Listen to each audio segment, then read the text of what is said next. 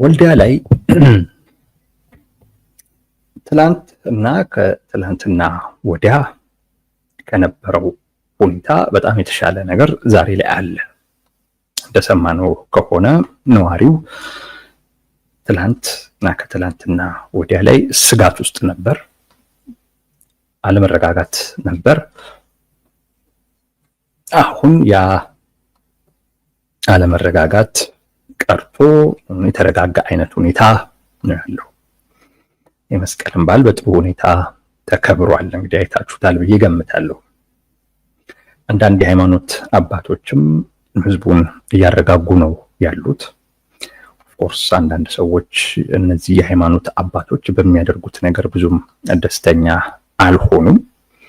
ምክንያቱም ህዝቡ በዛው አይነት ስሜት ውስጥ፣ ስጋት ውስጥ፣ አለመረጋጋት ውስጥ እንዲሆን ይፈልጋሉ። ያ ሲሆን ነው የነሱ እዛ አካባቢ ቅርብ አካባቢ ስለመሆናቸው የሚያረጋግጠውና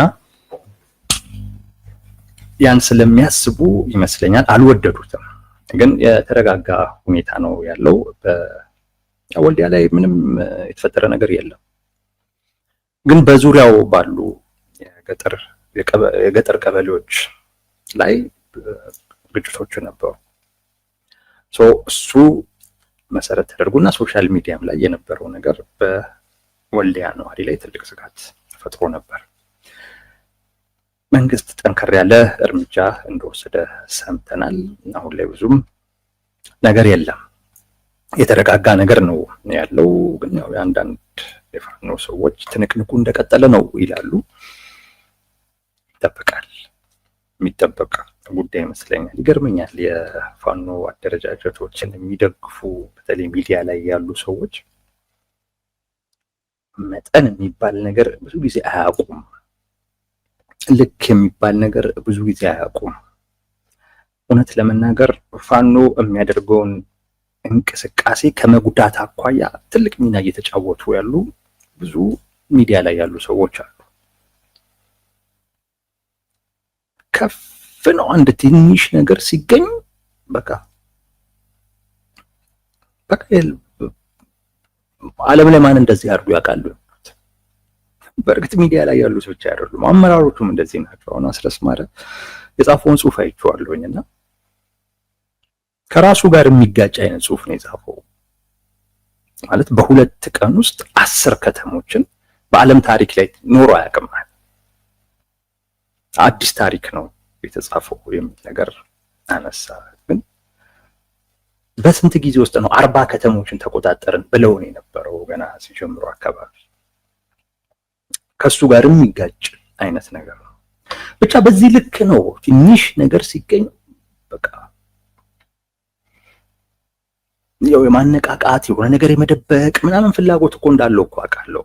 እና አንዳንድ ሰዎችም ጥያቄ እንዳያነሱ ዝም ብሎ እነሱ ያሉትን ነገር እንዲቀበሉ ፍርሃት፣ በቃ ሁሉም እንዲሆኗል ሲል ሰው በቃ የሚሳቀቃል ከነሱ በተቃራኒ ለመናገር እውነታውንም ለመናገር ራሱን እንዲጠራጠር ሁሉ ያደርጋል። እና ለዛ ብለው ነው ያንን ሁሉ የሚያደርጉት። ግን በጣም ትግሉን እየጎዳው ነው ያለው። ሲጠፋ ደግሞ ኩምሽሽ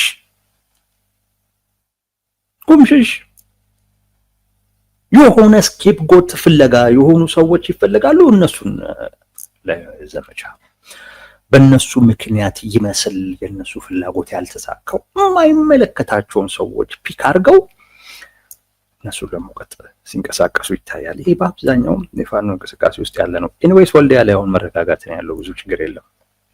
አይ ዶንት ቲንክ የሚኖርም አይመስለኝም፣ ይኖራልም የሚልም ግምት የለኝም። ካለ እንግዲህ መልሰን የምናየው ነው የሚሆነው። ግን ይሄ ጉዳይ አንድ ሁለት ሀቆችን ገልጧል ባይ ነኝ። ሁለት ሀቆችን ገልጧል። እነሱ ላይ መነጋገሩ ነው በደንብ የሚጠቅመው። አንደኛ ህዝቡ ስለ ፋኖ ያለውን ምልከታ ገልጧል። አንድ ህዝቡ ፋኖን እንዴት ነው የሚያየው የሚለውን ነገር በደንብ ገልጧል፣ እናየዋለን። ሁለተኛው አሁን ፋኖን ሰርቫይቭ እንዲያደርግ የሚያደርገው ማን ነው የሚለውንም በደንብ ገልጧል። እንዴት ነው ሰርቫይቭ የሚያደርገው የሚለውንም በደንብ ገልጧል። እነዚህን ሁለት ነገሮች በደንብ ማስተዋል ተገቢ ነው። ከጫጫታው ባሻገር ትንቅንቁ እንደቀጠለ ነው፣ ኧረ ምንም የለም ምናምን ከሚለው ባሻገር ግን ሁለት በእርግጠኝነት ሌላ ቦታ ማታገኟቸውን ሁለት ነገሮች ገልጦልናል። አንድ የህዝቡን ሁኔታ እንግዲህ ፋኖ ማለት የአማራን ህዝብ ካለበት ህልውና አወጣዋለሁ ብሎ በከፍተኛ የህዝብ ድጋፍ የሚንቀሳቀስ ስብስብ ተደርጎ ነው ማለት የተሳለው። እንደዛ ነው የምናውቀው። ሁለተኛ አማራ ክልል ላይ ይሄ ብልጽግና የሚባል መከላከያ የሚባል በጣም የሚጠላ እንደሆነ ተደርጎ ነው ሚዲያ ላይ የሚወራው። ሚዲያ ላይ የሚወራው እንደዛ ነው። በቃ ሰው ፋኖች መቼ ነው የሚመጡልን ብሎ የሚጠብቅ፣ መከላከያዎችን ደግሞ ሲያዩዋቸው መቼ ነው የሚወጡልን እያለ የሚያማርር አድርገው ነው ሰው የሚሰራው። ወይም እንደዛ ነው የተሳለው። የወልዲያው ጉዳይ ግን ነገሩ የተገላቢጦሽ መሆኑን አጋልጧል።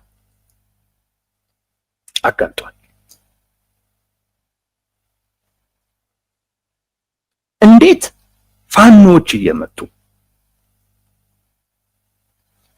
እንደዚህ ይተወራላቸው፣ ህዝቡ በጣም ይጠብቃቸዋል የሚባሉት፣ ህዝቡ በጣም ተስፋ የሚያደርጋቸው ልጆቻችን ብሎ የሚሳሳላቸው ተብሎ የሚነገርላቸው አካላቶች መጡ እኮ ሲባል ስጋት ውስጥ እኮ ሊገባ አይገባም። እንደውም ያ አነቃቅቶት ከቤቱ ያለውን ይዞ እየወጣ አካባቢው ላይ የሚያገኘው ብልጽግና ላይ መከላከል እርምጃ ሲወስድ ነበር መታየት የነበረበት እንደዛ። የሆነው ግን እንደዛ አይደለም። ያኔ በሰሜኑ ጦርነት በትግራዩ ጦርነት ወቅት የትግራይ ኃይሎች ሲመጡ ህዝብ ውስጥ የነበረው አይነት ስሜት ነው አሁን እነ ምሬ ወዳጆ ሲቀርቡ ሰው የተሰማው። ያኔ ጁንታ የሚባሉት እንደዛ የተጠሉት ያ ሁሉ ፕሮፓጋንዳ የተሰራባቸው የኢትዮጵያን ህልውና ሊያፈርሱ ሊፈታተኑ የመጡት የተባሉ አካላቶች ወደ ደሴ ወደ ወልዲያ ሲቃረቡ የወልዲያ ነዋሪ ይሰማው የነበረውን ስሜት ነው እነ ምሬ ወዳጆ ሲቀርቡ እየተሰማ የነበረው።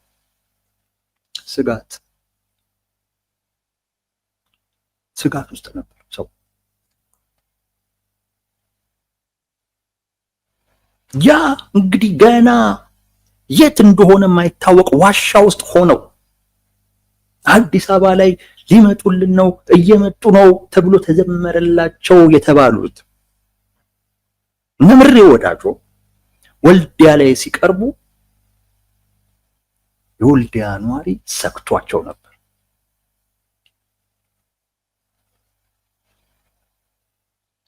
ይሄ የገለጠ ነው። ፋኖ ቅቡልነት የለውም ያልኩ ሲሆን ግን የነበረው ቅቡልነት እንዴት እንዳሽቆለቆለ እና ህዝቡ ከነሱ የሆነ ተስፋ ያለው ነገር የማይጠብቅበት ደረጃ ላይ መድረሱን የሚያሳየው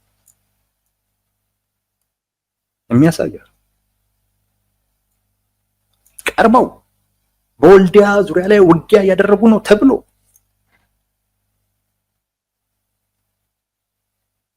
ነዋሪው ሊያደርግ የሚገባው ያንን አልነበረም። እንደተባለላቸው ቢሆኑ እየመጡልን ነው የሚል የወልዲያ ነዋሪ እንደዛ ቢኖር ኖሮ ያለ ተኩስ ወልዲያ ይገቡ ነበር። ተኩሰውም ግን አልቻሉም። ይሄ ህዝቡ ፋኖ ስለሚባሉት አካላት እየያዘ ያለውን ምልከታ በደንብ የሚያሳየው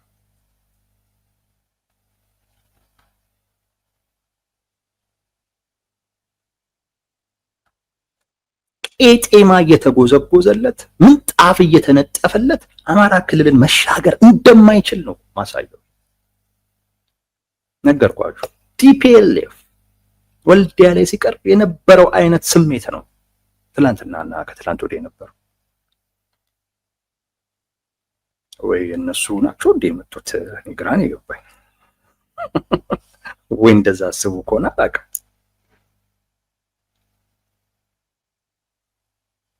ይሄ በደንብ መገምገም ያስፈልጋል። በትክክል ለአማራ ህዝብ ነው የምንታገለው የሚል አካል በጩኸት በምናምን አይደለም ሊሸፍነው የሚገባው። ቁጭ ብሎ ይነጋገር። ምን አድርገነው ነው ህዝቡን ይበል። ምን አድርገነው ነው? በምንድን ነው እንዲያማረር ነው? እንዴት ሊሰጋን ቻለ? እንዴት ቀርበን ሳለ እንኳን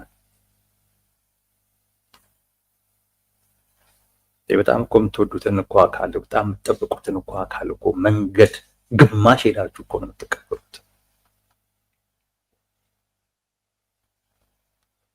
ወዳጄ መከላከያ ጋር አመጽ ጠርቶ መከላከያን ከአካባቢው አስወጥቶ ከጫካ ወይንም ከዋሻ ያወጣናል ብለው ጠብቁት የነበረው ነዋሪ በስራቸው ምክንያት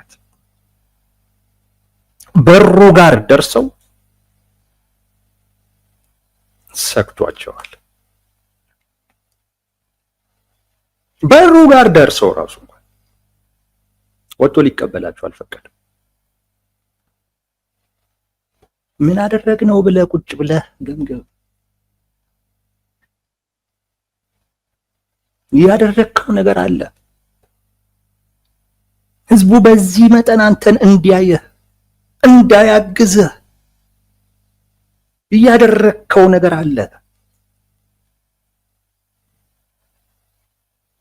ልክ የህወሓት ሰራዊት የመጣ ይመስል በተመሳሳይ አይነት ስሜት ውስጥ ሆኖ ያንተን መምጣት በዛ አይነት ስሜት ውስጥ ሆኖ ካስተናገደ በቃ የሆነ ነገር አለ። ገምገም። ታግተዋለህ እኮ፣ ትምህርት ትከለክለዋለህ እኮ፣ ጤና ጣቢያ እንዳይሄድ እኮ መንገድ ትዘጋበታለህ፣ ትዘርፈዋለህ፣ ትነጥቀዋለህ።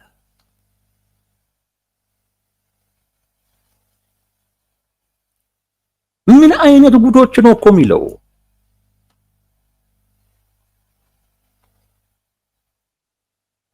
ከጀርባ እንደገና ተሸክመ የምትመጣው ደግሞ ማካልም አለ።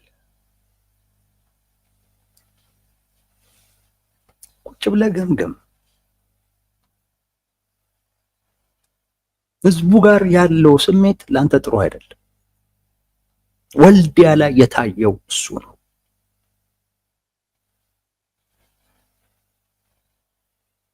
ወልዲያ ላይ የታየው እሱ ነው። እንደምታወራው አይደለም። ሰው ያውቃችኋል። ያሳደጋችሁ ማህበረሰብ እኮ ነው። እንዴት ሆነ እንዳደግ ያውቃል። ምን እንደምትፈልግ ያውቃል። ምን መሸከም እንደማትችል ጠንቅቆ ያውቃል። ለምንም መሳሪያ እንደምታወዛወዝም ጠንቅቆ ያውቃል። ለአንተ ብዬ ነው ያልኩ እሱን ልሸውዶ አልችልም። ለራስህ ሲያልፍም ለሌሎች ብለህ እንደሆነ ያውቃል።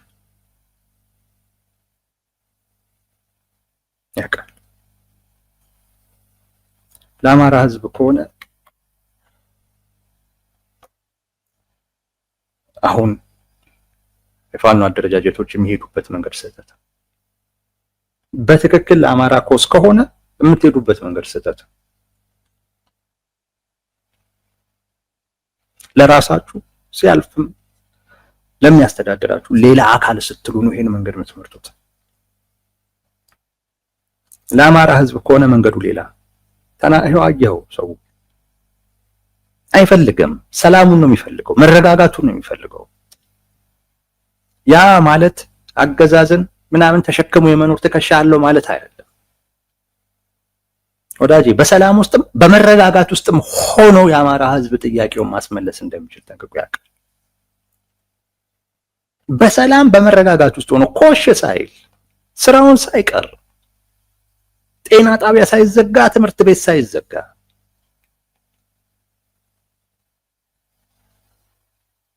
ጥያቄውን እንዴት ማስመለስ እንደሚችል ያውቃል። አንዱ የታየው ነገር ህዝቡ ስለ ፋኖ አደረጃጀቶች እየያዘ ያለውን አመለካከት አታውሩት። የፋኖ አመራሮች ልታወሩት የማትችሉም ይሄን ግን በራሳችሁ ሰርክል ውስጥ ግን ይሄን ተነጋገሩ። ምን አርገን ነው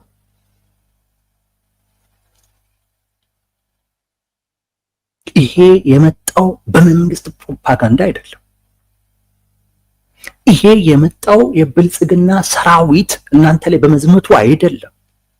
ይሄ የመጣው በራሳችሁ ህዝበኝነትን በማያሳይ ከህዝቡ ስነ ልቦና በተነጠለ ስድነት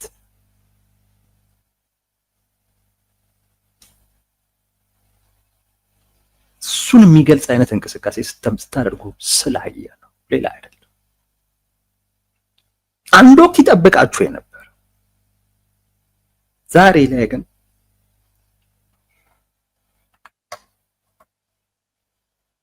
ያ ደግሞ ካልሆነ የትም አይደረስም።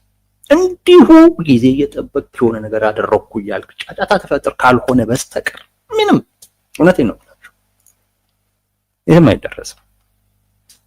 ቁጭ ብለህ ምን አርገነው ነው ህዝቡ ግማሽ መንገድ እንኳን መጥቶ ይቀበለናል ብለን የጠበቅነው በሩ ላይ እንኳን ደርሰን ፊቱን አጨፍግጎ ያየነው እንዴት ብለህ ቁጭ ብለህ ገምገም። መጡልን እንዴ? ስለፋኖ እኮ እንደዚህ አልነበረም የተወራው።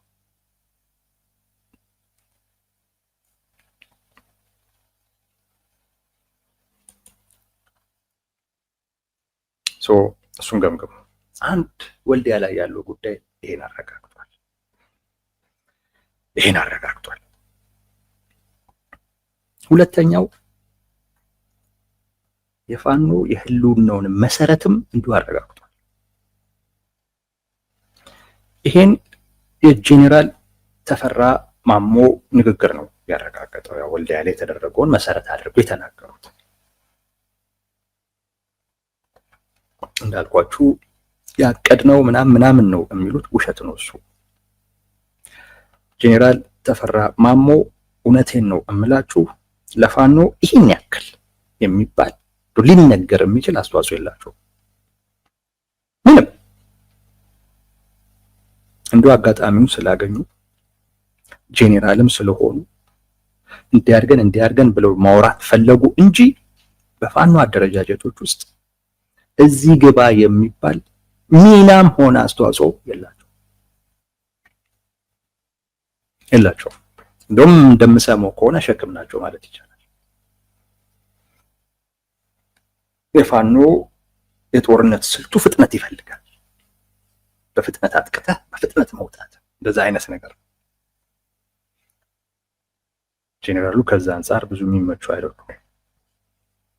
የፋኖ አደረጃጀቶችን ነው በጄኔራል ደረጃ ላይ ያለ ሰው ወደ አንድ ማምጣት፣ እሳቸው ሲሉት እንደነበረው የጦርነት ስልቱን ከሽምቅ ውጊያ ወደ ኮንቬንሽናል የሆነ ዋር እዛ ላይ መጋጠም የሚችል ፊት ለፊት ማጥቃት መከላከል የሚችል ሰራዊት መገንባት ላይ ነው እንግዲህ የእሳቸው ሚና የሚፈለገው። መጥቶ ለመሮጥ እውነት ለመናገር እሳቸው ሸክም ናቸው፣ አይሆኑም። ግን ፋኖ ያው እዛው ላይ ነው ያለው። እሳቸው ጫካ ገቡ ከተባለ ጊዜ ጀምሮ ለፋኖ አደረጃጀቶች ውስጥ እዚህ ግባ የሚባል ለውጥ አልመጣም። እንደውም የፋኖ አደረጃጀቶች ለሁለት ተከፍለው አንዱ በዛ አንዱ በዚህ ሆኖ እርስ በርስ ሲወራወር ተው ማለት ማስታረቅ የነበረባቸው መገሰጽ የነበረባቸው ጥፋተኛውን አንተ እረፍ ማለት የነበረባቸው ሰው የኃይል ሚዛን አይተው ከአንዱ ጋር ወግነው ሌላውን አብረውን የቀጠቀጡት። እሳቸው ተውት ነው የምላችሁ። ምንም ያቀዱት ነገር የለም ብቻ ሳይሆን ምንም ሚናም የላቸው፣ ምንም የሰሩትም ነገር የለም። to be honest ምንም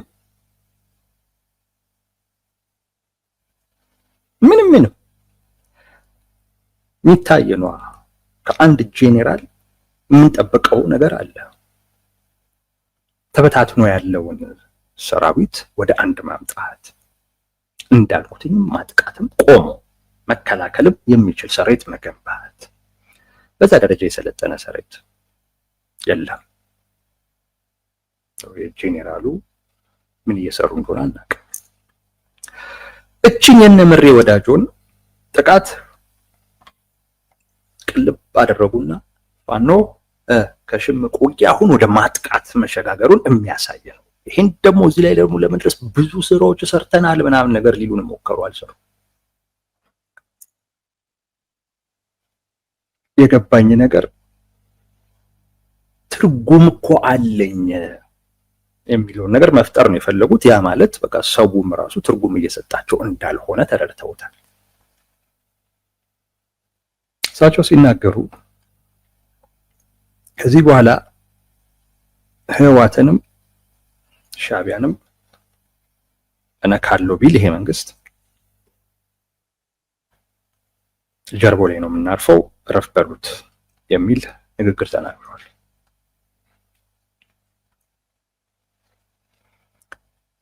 ይህችን ነገር በደንብ መገምገም ያስፈልጋል።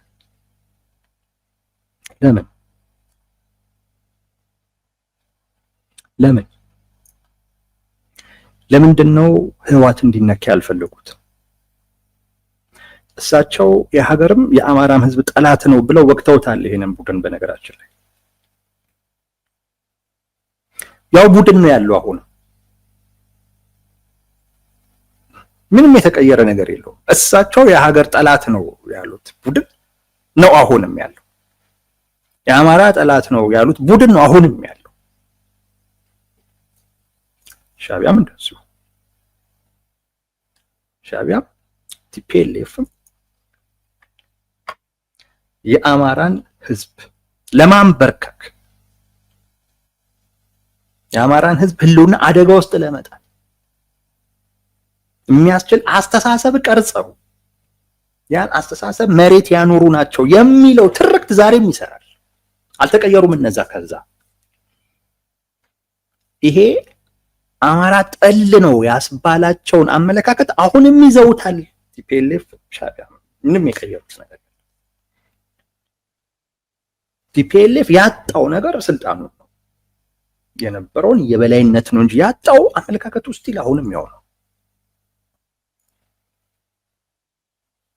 ለምንድን ነው አይነካብኝ እያሉ ያሉት ጄኔራል ተፈራ ማሞ? ለምን? አለመቀየር ብቻ እኮ አይደለም። እንደውም አሁን ላይ የአማራ ብሔርተኛው በኃይሌ በጉልበቴ በሰላም ስጠይቅ ከርሜ መልስ ያጣሁለትን ጥያቄ በጉልበቴ አገኘሁት የሚለውን አሁን ቲፒኤልኤፎች በአደባባይ ነው የሚናገሩት። እነዚህን ግዛቶች መልሱልን ይላል። አንዱ ችግራቸው ከፌደራል መንግስት ጋር ይሄን በጉልበቴ አገኘው የሚለውን አካል አደብ አስገዛና መልስልኝ ነው የሚሉት።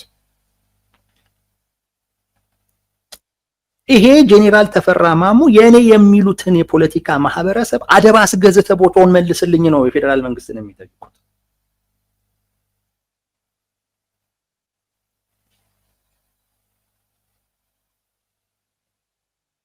ትላንት የነበረው አማራ ጠል ነው ያስባለው አስተሳሰብና አቋም እስቲል አለ።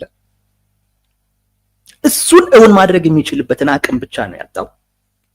አሁን ደግሞ የአማራ ብሔርተኛው አገኘሁት ከሚለው ጉዳይ ደግሞ መንጠቅም ደግሞ የሚፈልግ ነው። ትላንት እነ ጄኔራል ተፈራ ማሞ የተዋጉለትን ነገር እና በዛም ያመጡትን ነገር መንጠቅ ይፈልጋል። አሁንም ጄኔራል ተፈራ ማሞ ግን እንዳትነኳቸው፣ እንደውም እነሱን ከነካችሁ እያሉ ነው ያሉት። ምንድን ነው ያ? ብቻ አይደለም እነዚህ እነ ወልቃይት ምናምን ነገር የኛ ነው የሚለውን የፖለቲካ ማህበረሰብ ወራሪ ነው የሚሉት ቲፒኤልኤፎች በአደባባይ። ይሄን ወራሪ ኃይል አስወጣልን ነው ፎቶዎቹን አምጡ ብቻ ሳይሆን ይሄን ወራሪ ኃይል አስወጣልን ነው። እነ ጄኔራል ተፈራ ማሞ ወራሪ ናቸው ለቲፒኤልኤፍ። እስቲ እንግዲህ ጄኔራል ተፈራ ማሞ አይደለውም ካለ እኔ ይሄንን የቲፒኤልኤፍ አቋም ደግፈዋለሁ ብሎ ይውጡ አደባባይ። በእርግጠኝነት ወልቃይት የአማራ ነው ብሎ የሚያምኑ ነው የሚመስለኝ። እንዳለ ይሄ የአማራ ብሔርተኛ የሚያምኑ እምነት ነው።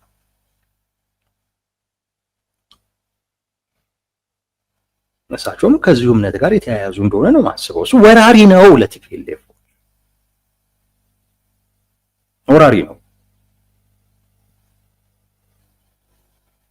እና ጄኔራል ተፈራ ማሞ ወራሪ የሚሉትን አካላት ነው እንዳይነኩባቸው እየፈለጉ። ቲፒኤልኤፍ በግልጽ ነው የሚናገረው። ሌላው በግልጽ የሚናገረው ፍላጎታቸውንም ነው።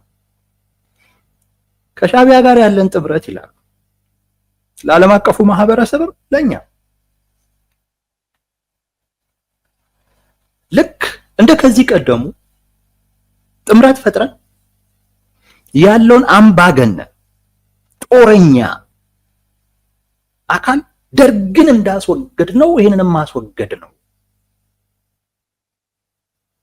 እና ጥምረታችንን በክፉ አትዩት ይሏቸዋል ለምዕራባውያን ለዓለም አቀፉ ማህበረሰብ ውስጥ የሚናገሩታል። ይሄ ደርግን እንዳስወገድ ነው ይሄንንም ማስወገድ እንችላለን ነው።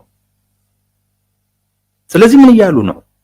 ልክ በዛው መንገድ መተን ወሳኙን የስልጣን ማዕከሉ እኛ እንሆናለን ነው እያሉ ያሉት። ሌላ እኮ አይደለም። ቲፒኤልኤፍ እያለ እኮ ያለው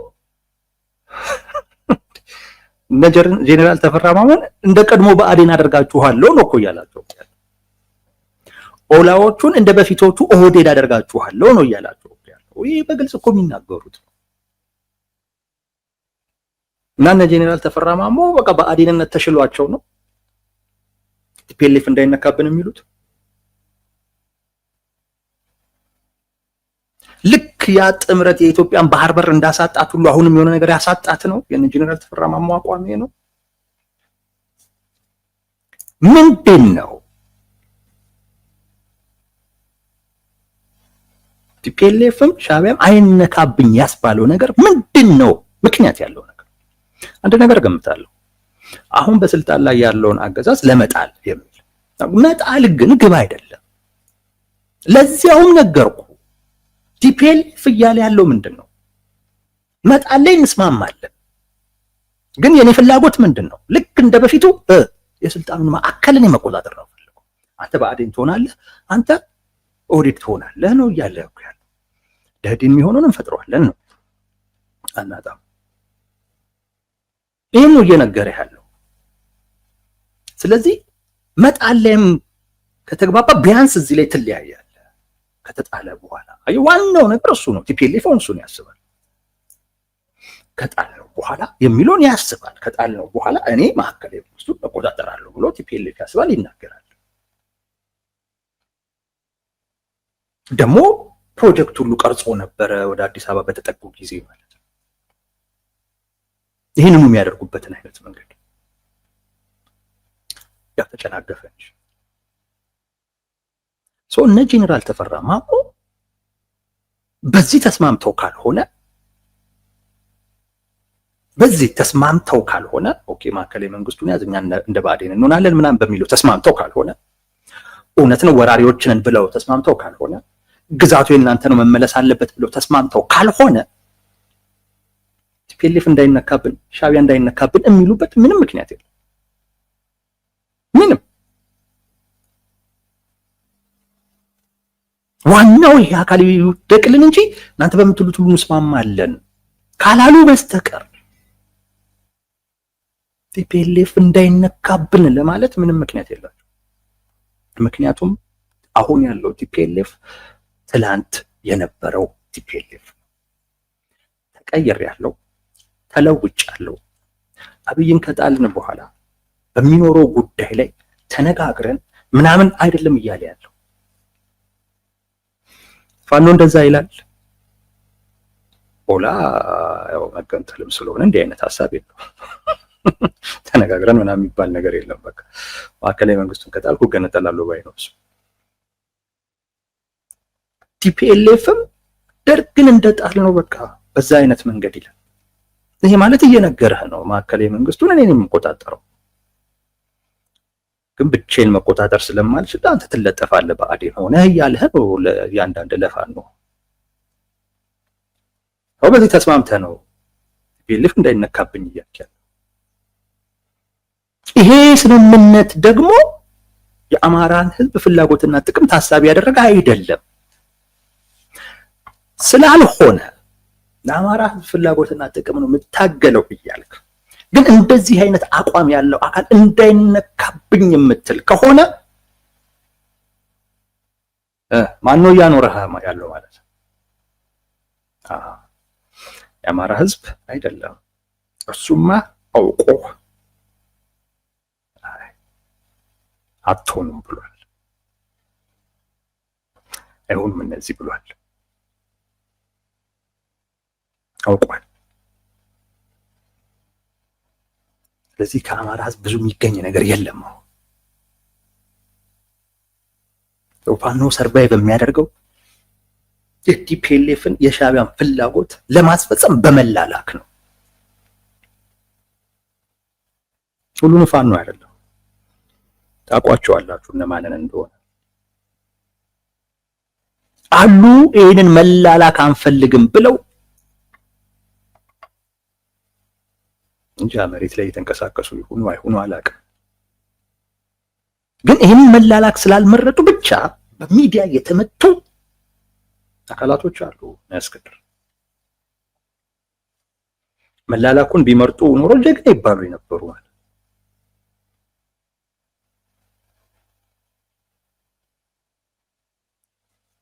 የጄኔራል ተፈራ ማሞ ያሉበት ስብስብ እዛ ውስጥ ያለ የፋኖ አደረጃጀት በመላላክ ነው የሚኖረው። ለቲፒኤልኤፍ ፍላጎት፣ ለሻዕቢያ ፍላጎት፣ ከአማራ ህዝብ ፍላጎትና ጥቅም በተቃራኒ ቆሞ ይሄን ህዝቡ ያውቃል። ሂዱ ጠይቁት፣ ይነግራችኋል። ያውቃል። ያው ህዝብ ውስጥ አይደል የሚንቀሳቀሱት። ካልሆነ ህወሓት እንዳይነካብኝ ያለ ያስባለ ነገር ምንድነው?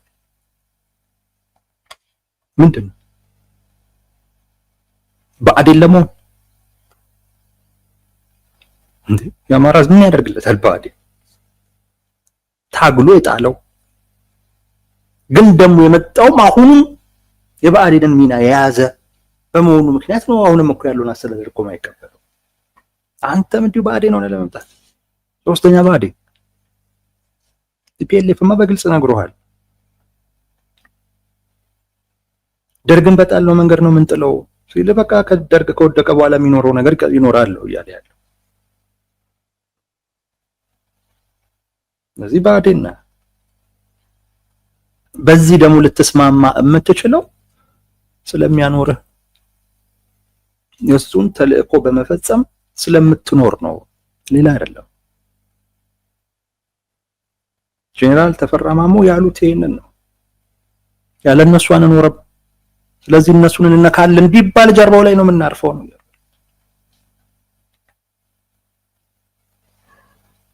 እንዴት ይነኩብናል? የአማራ ህዝብ ሲነካ ጀርባው ላይ አልሰፈሩበት። እውነቴን ነው። የአማራ ህዝብ አሁንም ድረስ እንዲሁ ነው አይደል? አልሰፈሩበት። ኢፒኤልኤፍን ከነካ ጀርባ ላይ ነው የምናርፈው። እንዴ ሻዕቢያን እነካለሁ ካልክማ ጀርባ ላይ ነው የምናርፈው። የትግራይ ህዝብ ኤርትራ ዝምትሉ ተቋሷ